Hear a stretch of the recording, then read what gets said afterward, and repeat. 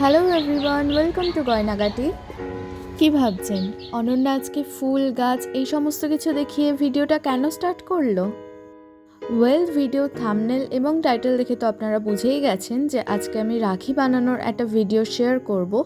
কিন্তু আমার আজকে ইচ্ছা হলো আমার ছাদ বাগানের পাতা ফুল এগুলো দিয়েই যদি আজকে একটা রাখি বানানো যায়। আর যেমন ভাবা তেমনই কাজ, তাই চলে এলাম ছাদে। প্রথমে আমি কিছু তুলসী পাতা তুলে নিয়েছি, আপনারা দেখলেনই। তারপরে কিছু সাদা নয়নতারা আর শেষে একটা এই গোলাপি নয়নতারা। চলুন এবার নিচে যাওয়া যাক। প্রথমেই আমি একটা পাতলা কার্ডবোর্ডের ওপরে একটা সার্কেল ড্র করে নিচ্ছি। এটাকে আমি কেটে নেব কাঁচির সাহায্যে। আমার কাছে পেন্সিল কম্পাস ছিল বলে আমি এটা দিয়ে বৃত্তটা আঁকলাম। আপনাদের কাছে যদি পেন্সিল কম্পাস অ্যাভেলেবেল না থাকে বা হাতের কাছে যদি না পান, তাহলে আপনারা অন্য যে কোনো কিছুর সাহায্যে এই বৃত্তটা এঁকে নিতে পারেন। সেটা কোনো কৌটো হতে পারে বা কোনো কৌটোর ঢাকনা হতে পারে। রাউন্ড শেপের কিছু একটা তো আমাদের হাতের কাছে সবসময় পাওয়াই যায়, একটু খুঁজে দেখুন, ঠিক পেয়ে যাবেন। যাই হোক, তো আমি একদম রাউন্ড শেপ করে এটাকে কেটে নিলাম। এবারে এই ফুলগুলো নিয়ে চলে এসেছি। তো প্রথমে আমি যে বৃত্তটা এঁকেছি বা কেটে নিয়েছি তার উপরে ভালোভাবে আঠা অ্যাপ্লাই করে নিলাম। আঠাটাকে হাত দিয়ে স্প্রেড করে দিচ্ছি। এবারে এর ওপরে বসিয়ে দিলাম তুলসী পাতা। আমার স্বীকার করতে কোনো দ্বিধা নেই, এই ধরনের ফুল পাতা দিয়ে রাখি বানানোতে আমি একদমই এক্সপার্ট নই। রাদার এটা ফার্স্ট টাইম আমি এই ধরনের রাখি বানানো ট্রাই করছি। তাই একদম নিট অ্যান্ড ক্লিন আইডিয়া যে আমার রয়েছে বা মাথার মধ্যে যে খুব সুন্দরভাবে ছক আঁকা রয়েছে তা কিন্তু একদমই নয়। বলা ভালো, পুরোটাই ভগবানের ভরসাতেই শুরু করেছি। উনি যেভাবে আমাকে চালিত করেছেন আমি ঠিক সেভাবেই চালিত হয়েছি। তো দেখতেই পাচ্ছেন, প্রথমে তুলসী পাতাগুলো দিয়ে আমি এইভাবে রাউন্ড শেপে চারিদিকে বসিয়ে দিচ্ছি। আর অর্ধেক পাতাটা কিন্তু বাইরে রাখছি, পুরোটা কিন্তু এই বেসের ওপরে বসাচ্ছি না। আমি এখানে তুলসী পাতা ইউজ করেছি, আপনারা চাইলে অন্য যে কোনো পাতা ব্যবহার করতে পারেন যেটা মানানসই। পাতাবাহারের অনেক রকমের পাতা পাওয়া যায়, আপনারা চাইলে সেগুলোও ট্রাই করতে পারেন। তো দেখলেন এভাবে সম্পূর্ণ গোল করে আমি তুলসী পাতাগুলো বসিয়ে নিয়েছি।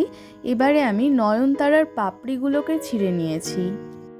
প্রথমে ভেবেছিলাম সম্পূর্ণ ফুলটাই যদি বসানো যায়, কিন্তু তারপরে দেখলাম সেটা করতে গেলে জায়গার একটু সমস্যা হবে। তাই জন্য আমি পাপড়িগুলোকেই প্রথমে ছিঁড়ে নিয়েছি, সেগুলোকেই আমি এইভাবে আঠার সাহায্যে বসিয়ে দিচ্ছি, একটু গ্যাপ রেখে রেখে। তবে ওই যে প্রথমেই বললাম, আমার মাথায় কিন্তু কোনো নিট অ্যান্ড ক্লিন আইডিয়া নেই।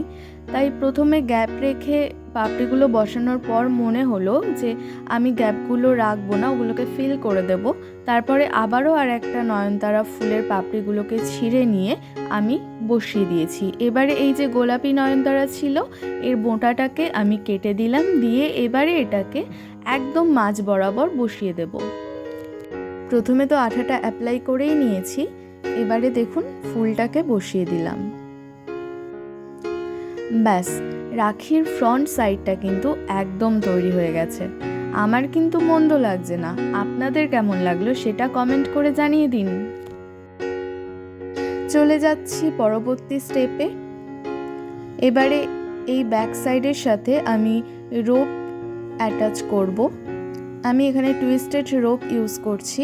তো প্রথমে আমি ব্যাক সাইডে আঠা অ্যাপ্লাই করে নিলাম।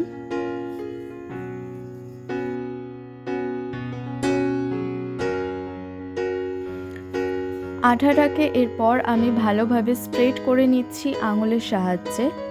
এর ওপর থেকে আমি রোপটাকে বসিয়ে নিলাম। তবে একটু খেয়াল রাখতে হবে দুটো সাইডে যেন সমানভাবে বেরিয়ে থাকে, একদিক ছোট একদিক বড় যেন না হয়।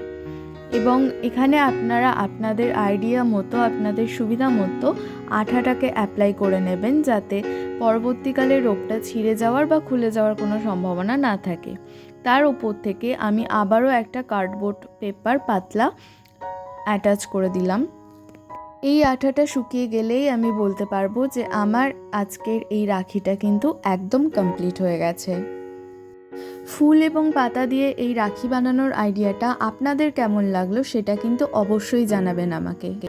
মার্কেটে আপনারা এই রকম রাখির থেকে ঢের গুণ দেখতে সুন্দর রাখি কিন্তু কিনতে পারবেন। তবে কি বলুন তো, নিজের ভাই, দাদা বা যদি ভগবানকেই রাখি উৎসর্গ করেন, তাহলে নিজের হাতে বানানো রাখি পরানোর কিন্তু একটা আলাদাই অনুভূতি। আজকের ভিডিওটা তাহলে এখানেই শেষ করলাম। সবাই ভালো থাকবেন, stay safe, be creative, tata.